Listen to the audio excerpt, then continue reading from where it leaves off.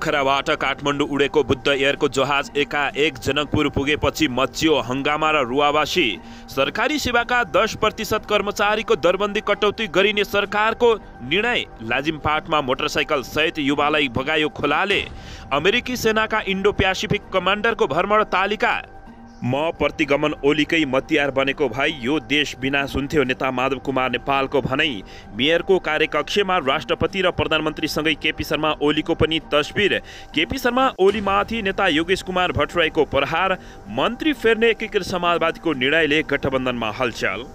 राजनीतिमा 3 तरङ्ग। मन्त्री हेरफेरको चर्चाले प्रधानमन्त्रीको अफर ओझेलमा। प्रेम आलेलाई एमालेमै फर्काउने नेकपा एमालेको निकै ठुलो प्रयास। मेरो नेतृत्वको सरकारले जनताको जीवन रक्षालाई पहिलो प्राथमिकतामा राखेर काम गर्यो। पूर्व प्रधानमन्त्री केपी शर्मा ओली। दबाब दिँदै सिफारिसमा परेका नेताहरू। मन्त्री फेर्न काङ्ग्रेस र माओवादीमा पनि दबाब। पालिका नेतृत्वमा आफ्नो बलियो उपस्थिति भएको नेपाली काङ्ग्रेसका नेता शेखर कोइराला समूहको निष्कर्ष। एमाले सांसदहरूको निशानामा गृहमन्त्री बालकृष्ण खाँड। सांसदमै चर्को आलोचना। काङ्ग्रेस र कम्युनिस्टले मधेसलाई बारम्बार धोका दिए, अब मधेसवादीहरूसँगै गठबन्धन हुन्छ, जनमत पार्टीका नेता सीके राउतको भनाई। आज पनि फोहोर बोकेर बन्चारे डाँडा पुगेका ट्रकहरू काठमाडौँमा फिर्ता। एकै चरण वा 2 चरणमा निर्वाचन गर्न विषयमा छलफल हुने निर्वाचन आयोगको भनाई। प्रधान न्यायाधीश चुलेन्द्र शमशेर जबरा विरुद्धको महाभियोग तुरुन्तै पास गर्न ल्याइएको होइन, नेता झलनाथ खनाल। नयाँ मन्त्रीहरूको शपथ भोलिसम्ममा ग्यारेन्टी हुने, नेता मेटमणि चौधरीको भनाई। योगेश कुमार भट्टराईको माग 70 वर्ष नागेकाले चुनावमा उठ्न नपाउने गरी कानुन बनाऊ। काठमाडौँको क्षेत्र नम्बर 5 बाट रन्जु दर्शनाले उम्मेदवारी दिने। काठमाडौँको फोहोर व्यवस्थापन गर्न प्रधानमन्त्री देउबाले विशेष पहल गर्नुपर्छ। नेपाली काङ्ग्रेसका सांसद गगन कुमार थापाको भनाई। हाम्रो पार्टीले मन्त्री फेर्ने निर्णय गर्यो, अरू पार्टीमा भूकम्प गयो, नेता माधव कुमार नेपाल। बन्चरे डाँडामा स्थानीय र प्रहरी बीच भीषण झडप। बन्चरे डाँडामा फोहोर बोकेका गाडीमाथि तोडफोड भएपछि प्रहरीद्वारा असुर ग्यास प्रहार। गठबन्धन सरकार विरुद्ध आफ्नै नेताहरूले मन्त्री पद चाहियो भन्दै गरे मुटु हल्लिने घोषणा। अब हेर्नुहोस् पुरा समाचार।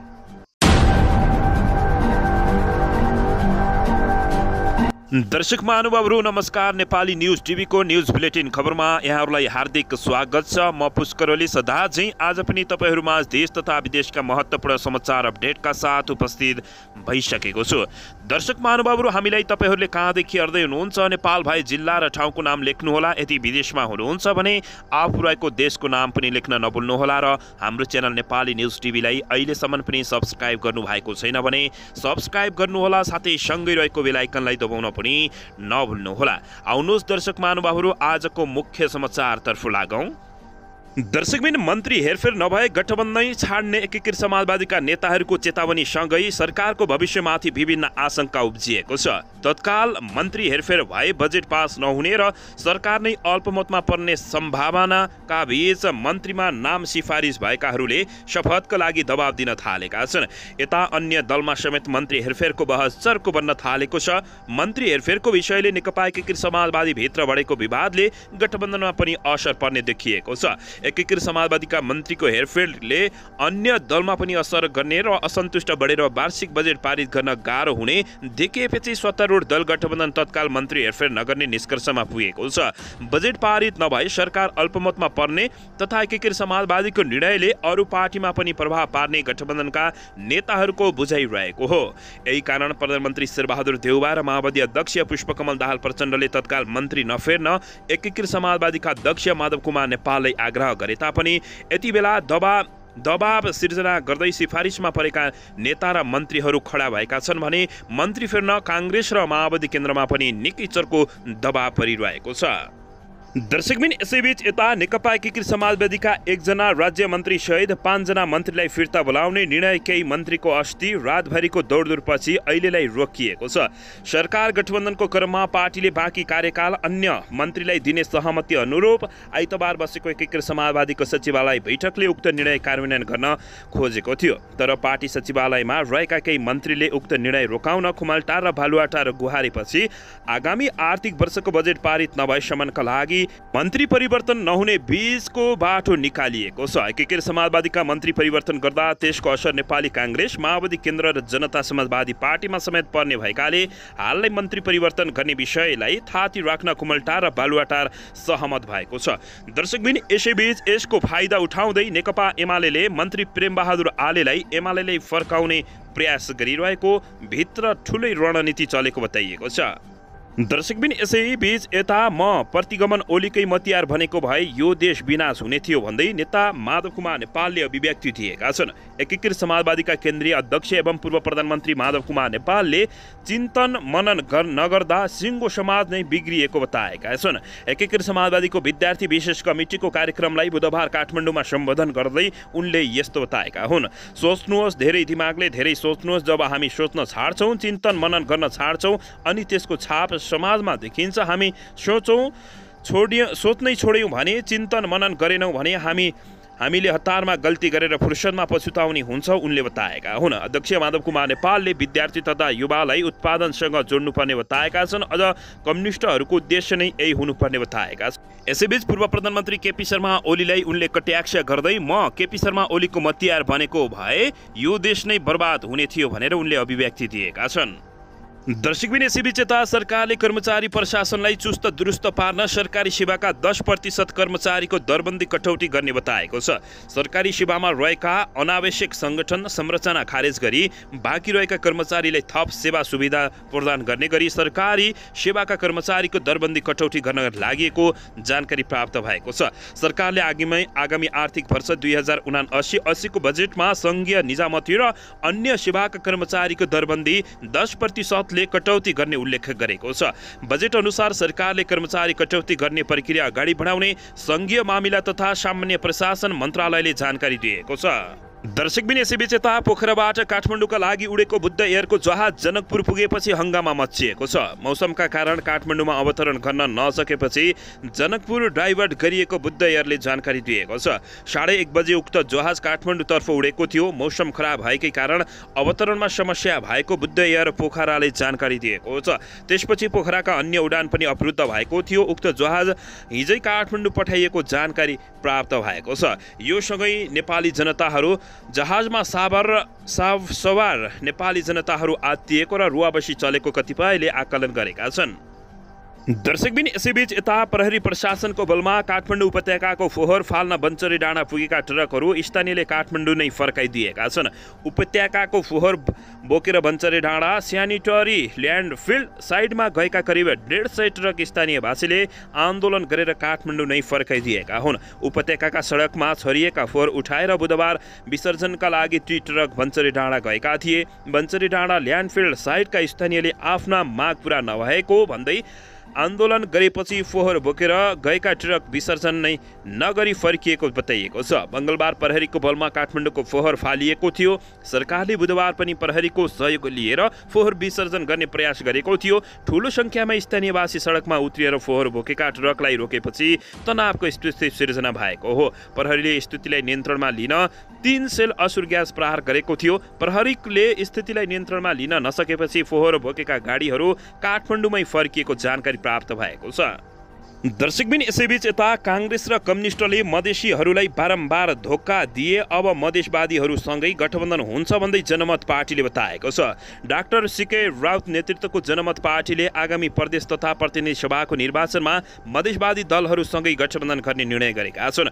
जनकपुर धाम स्थित पार्टीको केन्द्रीय सचिवालयमा बसेको बैठकले स्थानीय निर्वाचनको समीक्षा गर्दै आगामी प्रदेश तथा प्रतिनिधि सभाको निर्वाचनमा गठबन्धन गरेर अगाडि बढ्ने निर्णय समेत गरेको नेता शाहले जानकारी दिएका छन्। स्थानीय निर्वाचनमा दुईवटा गठबन्धन रहेकोमा जनमत पार्टी एक्लै प्रतिस्पर्धामा उत्रिँदा अन्य अपेक्षित परिणाम आउन नसकेकाले आगामी निर्वाचनको लागि जनमत पार्टीसँग गठबन्धन गर्न खुल्ला रहने निर्णय गरेको पनि ती नेताले जानकारी दिएका छन्। उनले भनेका छन्, काङ्ग्रेस र कम्युनिस्टहरूले मधेसीलाई बारम्बार धोका दिए। अब मधेसवादीहरूसँगै गठबन्धन हुने उनले निष्कर्ष निकालेका छन्। दर्शकबिन यसैबीच यता नेकपा एमालेका अध्यक्ष एवं पूर्व प्रधानमन्त्री केपी शर्मा ओलीले कोभिड-19 को महामारी फैलिने बित्तिकै नेपालमा तत्कालीन सरकारले जनताको जीवन रक्षालाई पहिलो प्राथमिकता राखेर काम गरेको बताएका छन्। पुष्प वारुलाल स्मृति प्रतिष्ठानको भक्तपुरको बालकोट स्थित ओली निवासमा आयोजना गरेको शिक्षासेवी उद्योग एवं समाजसेवी स्वर्गीय पुष्पबहादुर बारुवालको प्रथम स्मृति दिवस स्मरिका विमोचन एवं श्रद्धाञ्जली सभामा कार्यक्रममा उनले अन्य मुलुकमा भन्दा नेपालमा त्यस बेलाको सरकारले धेरै काम गरेको जिकिर गरेका छन्। मैले जतिको विकास कसैले गरेन, नेपालमा मैले विकासको लहर नै चलाइदिएको थिएँ भन्दै केपी शर्मा ओलीले ठोकुवा गरेका छन्। विश्वव्यापी रूपमा महामारी फैलिएको थियो, कतिपय देश अर्थतन्त्र जोगाउनु पर्छ भनेर लागेका थिए, कतिपय देशले मास्क लगाउनै दिएनन्, कतिपयले राजनीतिक विषय बनाए, तर हाम्रो देशमा भने म प्रधानमन्त्री भएको बेला, म सरकार भएको बेला सरकारले मानवीय जीवन र स्वास्थ्यलाई पहिलो प्राथमिकता राख्यो भनेर जीवन रक्षालाई प्राथमिकतामा राखेर काम गरेकोले बताएका छन्। मैले जतिको आजसम्म कसैले पनि काम नगरेको उनको ठकुवा रहेको छ। देशमा स्वास्थ्य जनशक्तिका साथै अक्सिजन र भेन्टिलेटरको अभावमा पनि सबैले जनताको जीवन बचाउन महत्त्वपूर्ण भूमिका निर्वाह गरेका थिए उनले बताएका छन्। यस्तो अवस्थामा पनि केहीलाई भने बचाउन नसकिएको उनले दुखेसो पोखेका छन्। दर्शकबिन यसैबीच केपी शर्मा ओलीमाथि नेकपा एमालेका नेता योगेश कुमार भट्टराईले प्रहार गरेका छन्। यसैबीच नेकपा एमालेका अध्यक्ष केपी शर्मा ओली 70 वर्ष काटिसकेका छन्। 70 वर्ष काटे पनि केपी शर्मा ओली राजनीतिमा निकै सक्रिय देखिएका छन्। यसैबीच एमालेको विधान नै संशोधन गरी केपी शर्मा ओलीले एक कार्यकाल अध्यक्ष सुनिश्चित गरिसकेका छन्। तथापि ओलीलाई पार्टीको नेतृत्वबाट हटाउनेदेखि भविष्यमा प्रधानमन्त्री बन्न नदिने प्रयासहरू चलिरहेका छन्। ओलीलाई एमाले नेता घनश्याम भुषालले ठाडै चुनौती दिइसकेका छन्। केपी शर्मा ओलीले या त अध्यक्ष छाड्नुपर्ने या त वाम एकता गर्नुपर्ने प्रस्ताव भुषालले एमाले बैठकमा लाने तयारी गरिसकेका थिए। यसकारण उनीमाथि कारबाहीको डण्डा चलाउन लागि हो। एमाले भित्र ओलीतर समूहका अर्का नेता योगेश कुमार भट्टराईले हिज सदनमा कडा अभिव्यक्ति दिएपछि केपी शर्मा ओली झस्किएका छन्। उनले 70 वर्ष काटेकालाई राज्यका कुनै पनि पदका लागि हुने चुनावमा उठ्न नपाउने व्यवस्था गर्नुपर्ने बताएसँगै एमालेमा खैला मच्चिएको छ। सबै दलमा यो व्यवस्थाका लागि सहमति बनाउन आग्रह समेत गरेका छन्। योगेश कुमार भट्टराईले यसो भनिरहँदा उनकै दलका अध्यक्ष केपी शर्मा ओली 70 काटिसकेका छन्।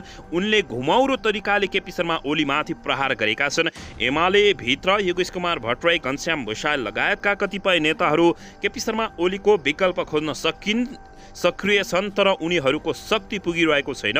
ओली मात्र नभई प्रधानमन्त्री शेरबहादुर देउबा पनि 70 काटिसकेका छन्। नेकपा यसका अध्यक्ष माधव कुमार नेपाल पनि 70 वर्ष पुगेका छन्। पूर्व प्रधानमन्त्रीहरू प्रचण्ड र डाक्टर बाबुराम भट्टराई 70 वर्ष नजिक छन्।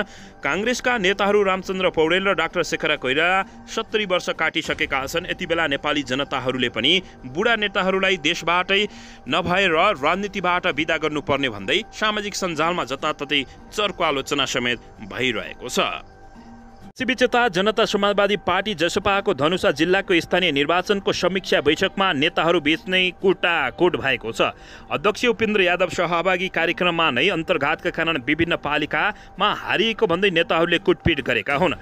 नामै किटेर आरोप र प्रत्यारोप चल्न थालेपछि त्यहाँ कुटाकुट भएको हो। सवैला नगरपालिकाका जसपा अध्यक्ष वैद्यनाथ राईले चुनावमा केन्द्रीय सदस्य साधु यादव लगायतको समूहले अन्तर्घात गरेको आरोप लगाएका थिए। उनी सिटमा मात्र के बसेका थिए। यादवका समर्थकले उनीमाथि कुटपुट सुरु गरेका हुन्।